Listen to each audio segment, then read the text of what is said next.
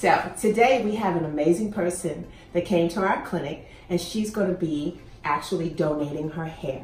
We're going to donate her hair, and we're going to send it to one of our organizations that makes wigs for kids, or one that makes wigs for adults who have gone through cancer. But I just want to show you her beautiful hair.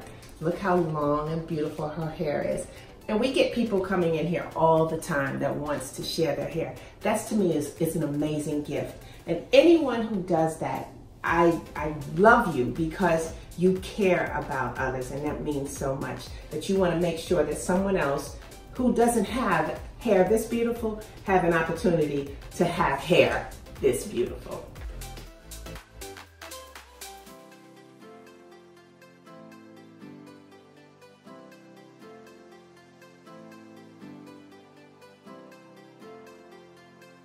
Donating my hair today, giving back in a way where it's easy for me, but it's really helpful for someone else.